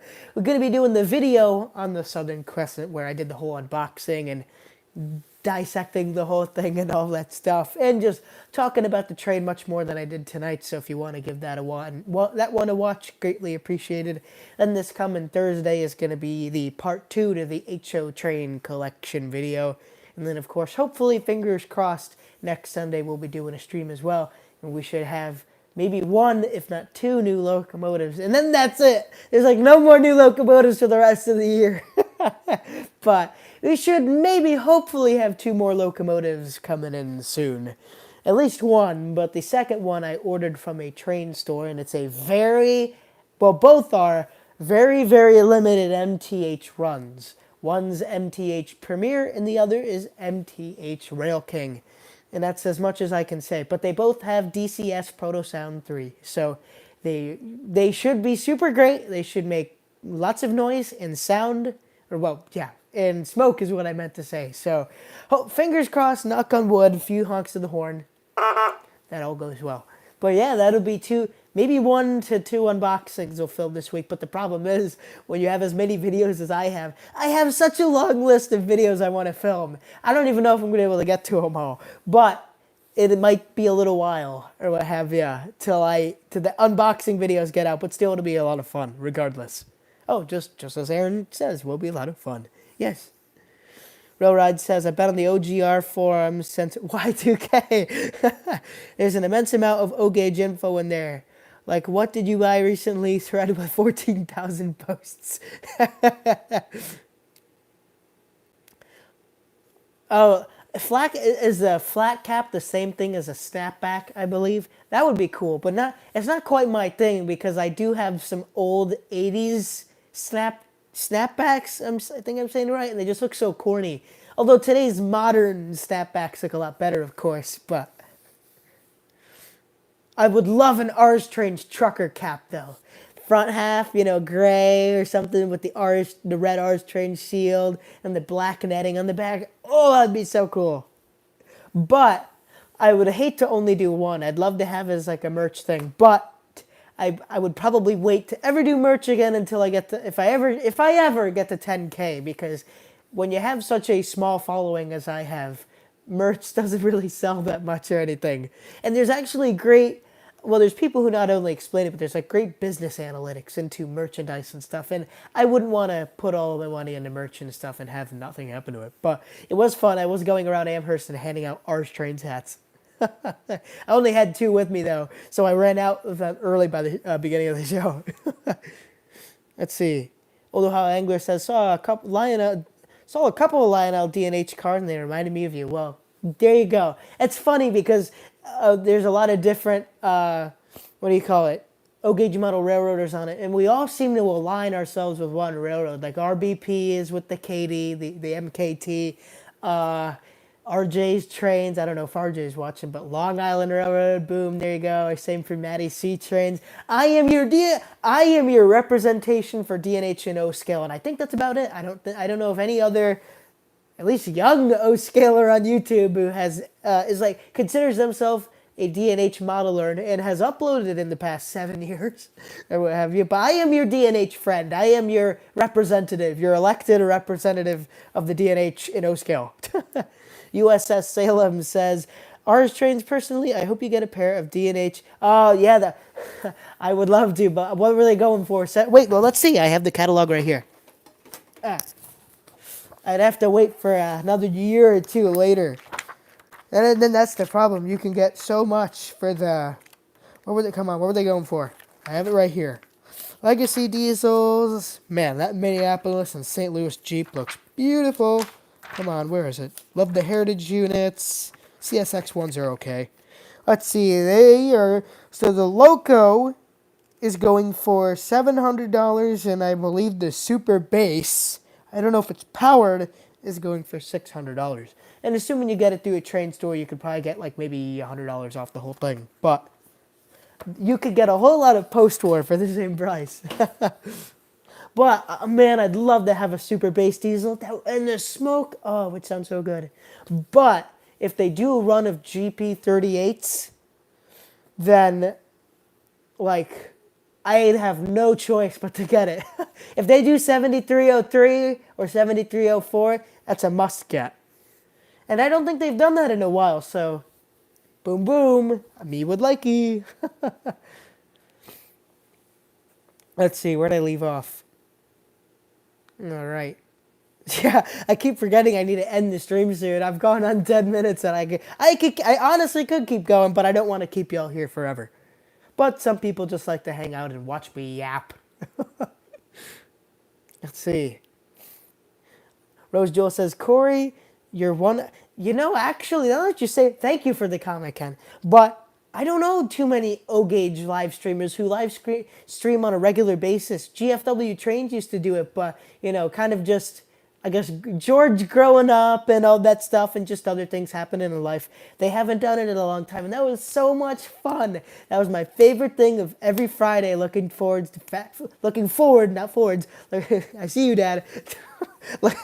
Another Coreyism, but always looking forward to the Fast Friday. It was so much fun.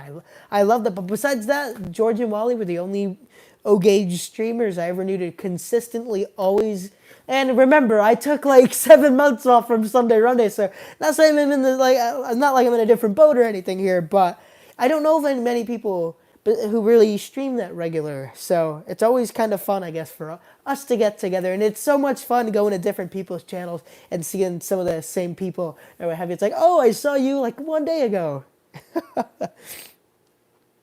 Oh, no, Charles, you're coming in right at the end. I'm just trying to see. LGR says, how do you print on metal when making a sign? I don't quite know. Is it ink print? Well, maybe you could do like laser or something like that. Is there such thing as laser printing on metal? GRE says my nickel plate, I guess it's a C420 that is almost 30 years old, bought in 2017. I'm assuming that is HO, because when did Lionel come out with the C420s? Wasn't that the very late 90s, like 99 or something, I think? Radar Duty says, don't forget to hit the like button. I agree. Thank you. Boom. All right, I guess Aaron's having out, so have a great night, Aaron. Thank you for swinging in. Right, Nick? Yep, Nick does that. I know. It was always so much fun to see George and Wally do that. And then when Grandpa George was there too, when you had all 3 generations, you couldn't ask for anything better than that. A very rare thing to see 3 generations of the family in the trains, especially when they'd be having so much fun. I love that. Occasionally I'll go back and watch the old Fast Friday streams and stuff like that. I can't watch the one I was in. I cringe so much. I'm like, no, why'd I say that? But no, it was a lot of fun and all that.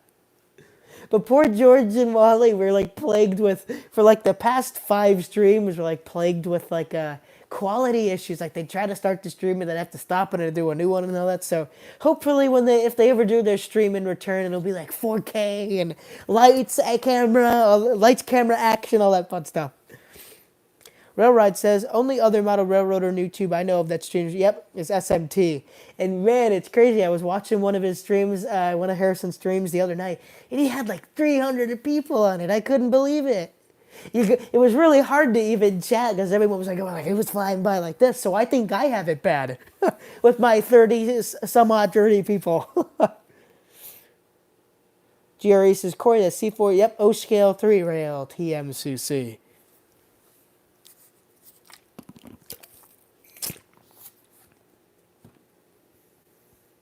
Right, I think maybe, I don't know, if Lionel was to ever do a newer release of this, like, I don't know, if they come out with one in a few years again, although they pumped a lot of C420s out in the early 2000s, but if they ever do a new wave of DNH ones, I'd consider getting that, because I find the older ones didn't really work that well, or it kind of be tricky because, oh, it's got TMCC but no cruise control, or it's conventional with no cruise control, or it's got conventional with cruise control but no TMCC. So there's like so many different variants. It's crazy. All right, ELW Trains, thank you for swinging. I don't know why I keep saluting everybody, but there you go. That's like our little thing tonight. But thank you for swinging in tonight.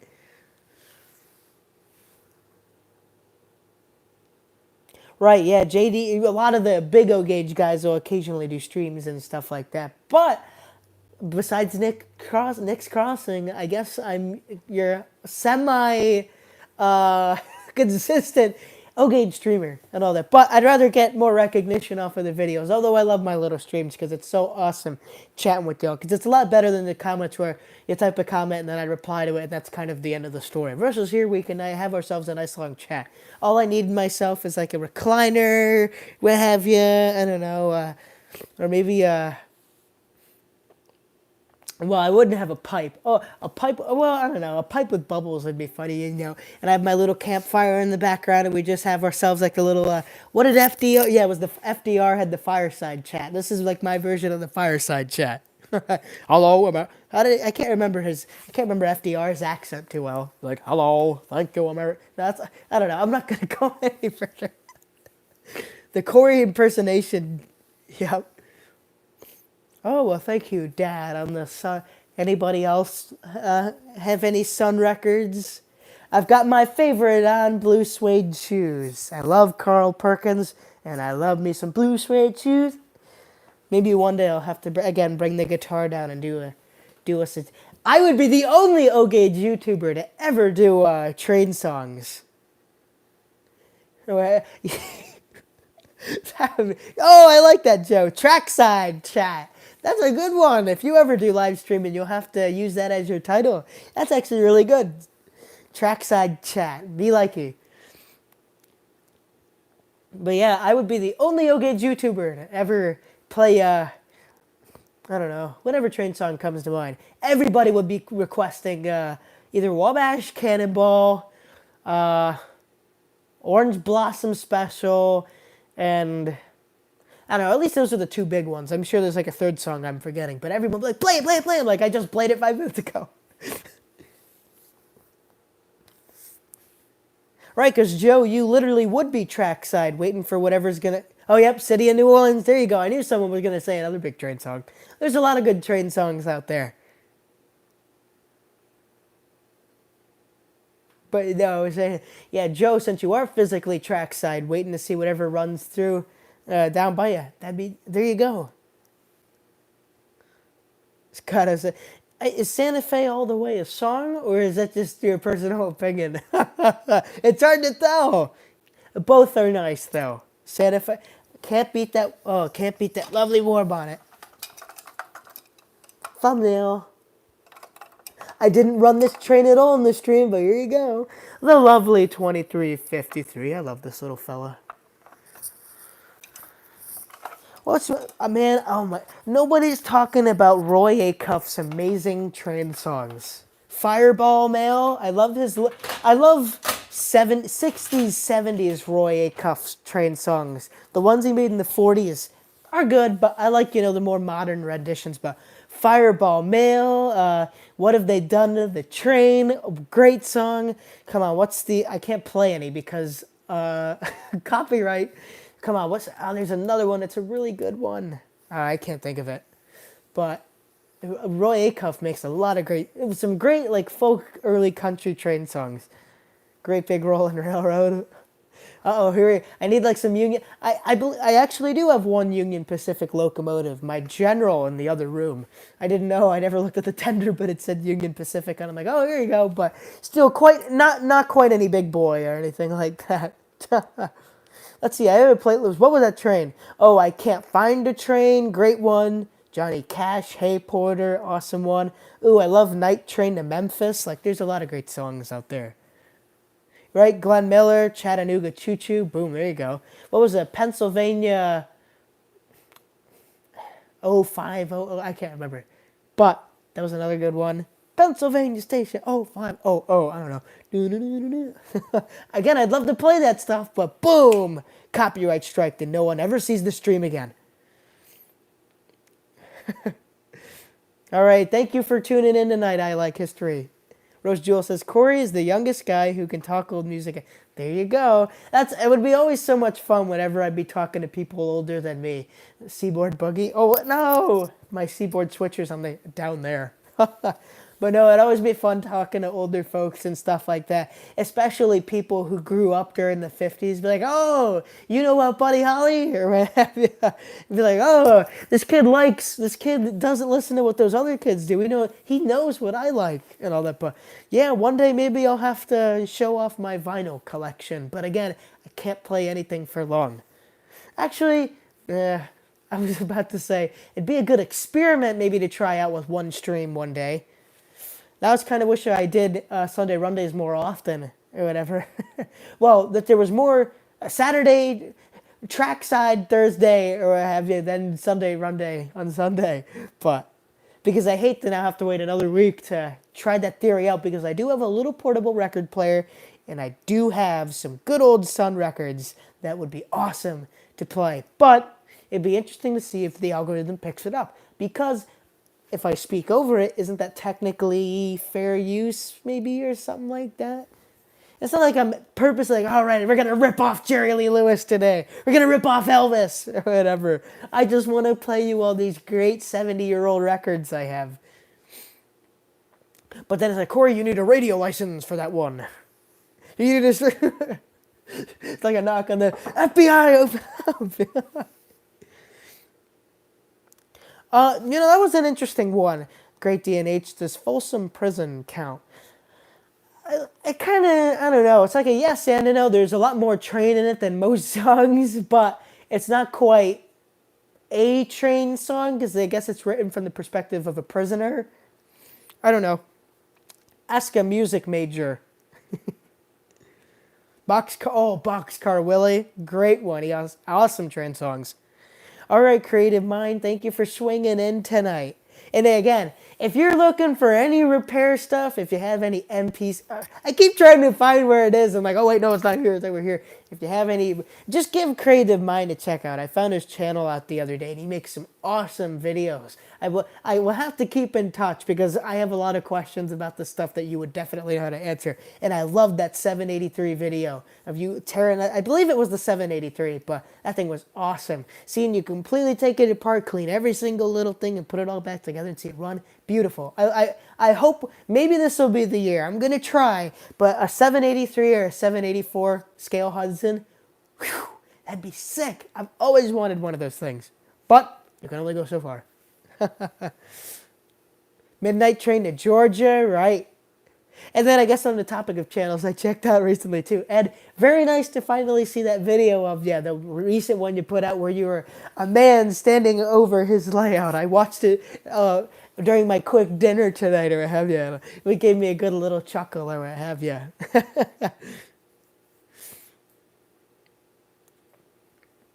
GRE says, Corey, I listen to 60s as well. Better than the stuff that is played today. Those worlds in and out. Right, especially when you get to the very like hippies, 60s stuff, where it's like you could just lay back and feel like, wow, I don't even need to smoke anything to feel high. There's some trippy, there's so many great 60s genre stuff, but I love the mid-60s, early 60s, mid-60s. Beach Boys is great and all that stuff. Beatles, obviously. Love the Dave Clark 5. They're my favorite British band. But then when you start getting into the late 60s with the Stones, look at me. I sound like I really do sound like a guitar music kid player, whatever. But Stones had some great hits too. That was a lot of fun. My dad has a lot of old albums that he had from when he was a guy my age, and he would pick up a lot of the 70s, 80s stuff. Although Dad went through such a great era of rock and roll in the 80s, and he didn't have no Foreigner, he didn't have any 80s, I was about to say ADCD, ACDC, and he didn't get any of it. I'm so sad. Hey, Twisted MacGyver's Trains, thank you for swinging in. Well, we were talking music right before I was about to end this stream.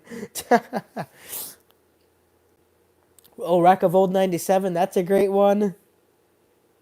JRH Productions, thank you for swinging in. Shadow Fan Blind says, the only 60s music I listened to was Do You Believe in Magic? Here we go. But yeah, there's a lot of fun stuff out there. But my favorite is I love the 50s. I love Sun Records, made so many great 50s rockabilly hits. And maybe one of these days I'll have to bring my Gretsch guitar down and we'll have to do a little bit of Blue Suede Shoes live. But that's when my vocals get a little better and I don't screw up the solo, because the problem is, and if there are any other musicians in the comment here, assuming you're not a drummer, I always kind of keep trouble keeping tempo, because sometimes like when I'm stopping singing and I go on to playing a solo, I start to speed up a little bit because I want to move a little faster. It's not crazy, but it's just ever so slightly a little much.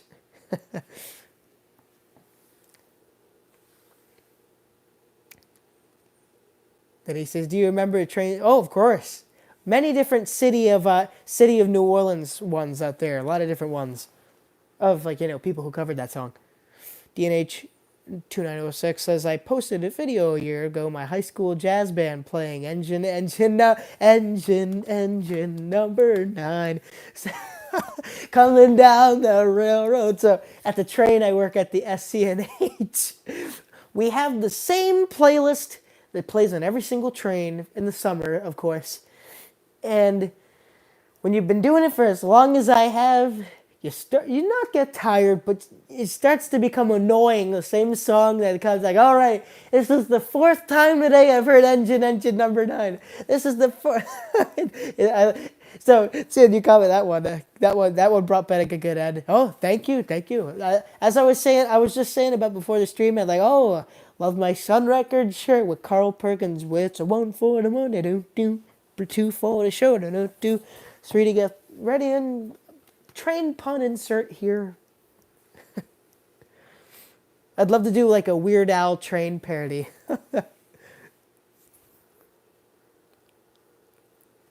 Conjunction junction, what's your function? Hey, that one, I guess, yeah, that counts as a train song in theory. That would be a fun topic one day, instead of running model trains playing train songs. But then it wouldn't really quite be Sunday Runday or anything like that. Exactly, Aaron, you could do a live for Pete's sake. There you go. Because there'd be times where I'm like, what? This is such a good train song. Why is it not in the playlist? But anyway, so just a recap before everyone gets going, because there are some new folks coming into the chat tonight. We revealed, wait, get back over here. We revealed for the first time in Ars Trade's history, the Southern Comet is back on the layout. But she is very unhappy, as you can hear by that grinding. Okay, good, you're not hot, so I can just take you right up. But it is nice to have this. Wait, I gotta do my thumbnail. What's funny is YouTube will pick out automatically in the, like, when it's just going over things and looking for thumbnails and stuff to later update. It automatically, like, it's every time I have my hands up. It's like so there'll be like the 3 auto recommended ones. I was like it's so funny. But there you go. Oh, look at these. Oh, did I? Oh, shoot. I called it the Southern Comet. Oh, it's so hard. Because I call this the Blue Comet. And then Coryism. What's funny is my dad is keeping track of what I call Coryisms, where I slip up. Where I slip up. And the day ago when I got this yesterday, I called it the Southern Comet by accident. So we got maybe that's my nickname for it, the Blue Comet and the Southern Comet. But there you go. Don't these look so good next to each other? Here we go. You got to do like your little wait. Cheers. Here you go. Oh no, that doesn't look right when you put them around the other way. The Blue Southern. The Blue Limited and the Crescent Comet, or the whatever you want to call it. Wow, it's crazy how much smoother the Blue Comet is compared to the Crescent. I had a feeling. I'm shocked I went so far without saying the Southern Comet. Because I was thinking about it earlier today. I'm like, okay, don't call it the Southern Comet. I probably am getting a little tired, but again, I'm kind of in my funny phase, whatever, where I just a tiny bit tired, but I still enjoy chatting. It's always a lot of fun. At least you have the Blue Crescent. That one still sounds pretty. That sounds like a good train too. The Blue Railride says, could always take your own screenshot of the desired frame. Oh yeah, that's probably what I will do. If YouTube doesn't give me that beautiful thing right there, then that's what I'll make it. Coryisms we're keeping track of, and we'll put them all together. Yeah, like a yearly thing. Oh, it really is so funny because my dad will stop me mid-second, like, oh, that was a Coryism. I'm like, no. But I play along, and I enjoy it. I play along with it. Oh, yeah, right. I'll have to do Christmas tunes, too, as well. Something fun like that. I always just wish they did like music box cars, right? You know how awesome it would be a Sun Records box car with Elvis, or the $1 million quartet on the side or something like that. Or I'd love. Oh, and imagine if it played music. Oh, well, it'd be hard to buy the rights to that, but that would be awesome. So as it's going around the layout, it's a go cat go, a blue switch. That would be so awesome. I'd love that. Or have like a Buddy Holly one, like "Well, that will be the day." Big bopper going around. It's just Chantilly lace the whole time. Chantilly lace. And you get that get tiring quick. Frank says, "I need both sets, Corey." Can't blame you. You missed it. And well, I'll be doing the video on Tuesday of the Southern Crescent. Got it. But we're doing a video on Tuesday, which will show it running around, of course. And these two look so good when they're running side by side. I love it. Absolutely love it. Aaron says, highbrow graphics could make the decals for you. Oh, right. I mean, although I want to see if I can play my hand at graphic making, because I am a graphic designer after all, and I'll have to get used to it at some point. Yeah, right. When daylight savings happens. There you go. Shadow Fan says, MTH DCS has a headphone jack where you press 9 on a remote. And it plays music from your engine. Interesting. That's probably for special train sets. Frank says, you're too young to know about the million. No, I'm not. I'm wearing a Sun Records shirt, for Pete's sake. But yeah, no, like I was saying earlier, Frank, I've got a very big record. Well, yeah, it's more than oh, come on, don't mess it up. More than your average bear. Not this time, Dad. No Coreyism this time. But no, I've got a huge record collection, and I love collecting 45s. And my heart will skip a beat anytime I see a Sun Record 45 in the pile. But it is very hard to find any Elvis Sun Record 45s that are highly collectible. And because he wasn't with Sun for a long time as well. But I still have plenty of Jerry Lee Lewis, a lot of Johnny Cash, a tiny bit of Carl Perkins, although I have a lot more Carl's 33s, of course. But the genuine 45s that came out in the 50s. But still, we'll have to try it out one of these days where I play a song or two and we see, just out of curiosity, what happens. Will YouTube take the stream down? You'll have to tune in next Sunday on this next episode of Batman and Robin. No, wait, no, Batman never had that funny. I don't know. It comes from some classic kid show. I had that funny guy at the end, like, tune in next week. Will they survive? Will Corey fix the Southern Crescent? Tune in next week. I think I will get. I'm becoming a goofball now, so I think I'm gonna hang up the hat there for tonight. But thank you, Will Corey. I haven't even had any caffeine or anything like that. I haven't had any alcohol and none of that stuff. It's just, I find, it's like Norm Macdonald, where he laughs at his own jokes. Oh, Frank says, Corey, I just gave my sons over I'm assuming, 7K, or I thought you said 7,000 records. I'm like, oh my goodness. But it's 7K, or 7, so are you talking 7,045 RPMs? Oh, that's too, well, that's great though. It's awesome to keep it in the family. Because then it's got a story. You know where it came from, especially then being Dad's collection and all that stuff. But wow, that is 7,045s? Holy smokes, were you like a DJ one time or something? That's quite the collection. But anyways, though, I hate to end it here. I want to go on for the rest of the night. And honestly, I could. Maybe one day this summer I will try. Well, no. I'm not confirming anything. But I would like to play with the idea of a 24-hour live stream just for fun. Because GFW did it, and if George could do it, I think I can too. But I'd have to get StreamYard back because you gotta have guests on. It'd be boring if it was just me the whole time. So we'd have to see if I could find a great lineup of your favorite O-Gauge Railroad YouTubers. Or whatever. But yeah, anyways though, again, one more time, if you're just tuning in, Southern Crescent reveal was today's thing. No, Pride Rock Railway coming in at the last second.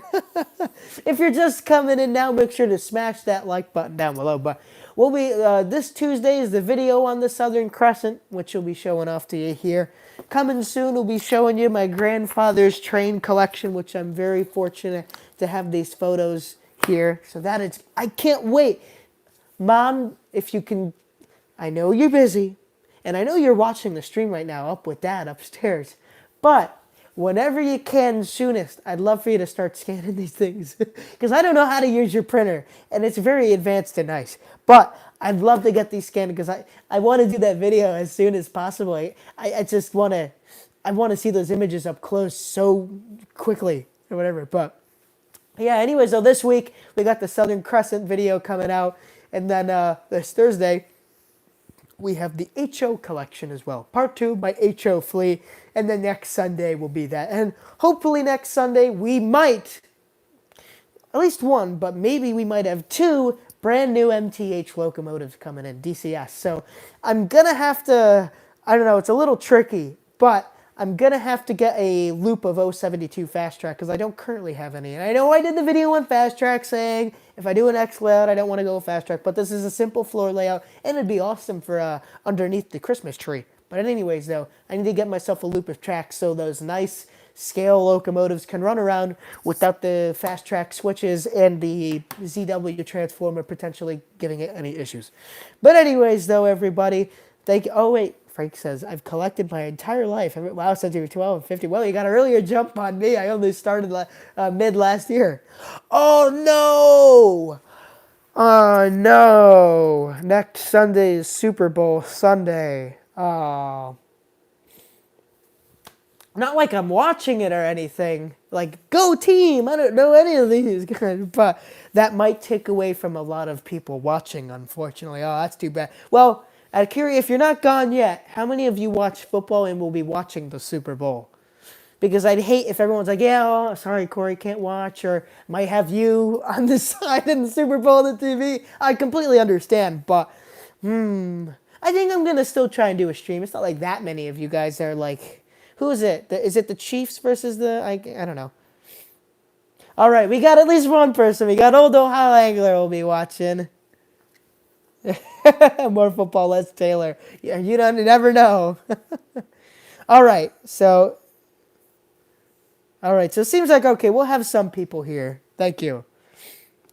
Oh, I'm going to call it Super Bowl Sunday Runday. It'll have nothing to do with football, but it's a great sounding title. And it's because it just happens to be at the same time the Super Bowl is.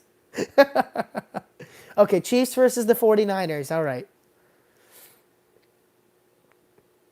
Well, there you go. I guess we're I hope to see a lot of you then. But yeah, anyways, thank you all for watching tonight's stream here. Again, if you haven't done it already, make sure to smash that like button. If you haven't watched the 2 videos that came out last week with the Amherst Train Show Tour and my favorite Lionel post-war locomotive, the 681 turbine, give them a watch. It was a lot of fun to make, and they're just good videos. But yeah, anyways, thank you all for swinging by tonight. I hope you all have a great rest of this Sunday night and just a great week as general. But yeah, anyways, hope to see you soon, and keep out for those 2 videos coming soon. I got a whole list of videos I want to get to this year, but so I at least have, I don't know, either a video or 2 videos a week for quite a while, and hopefully that kind of gets some traction back to the channel and all that. But yeah, thank you all for swinging in tonight. Have a great rest of your night. I will see you all in the next video / live stream / whatever you do, so stay tuned and bye-bye.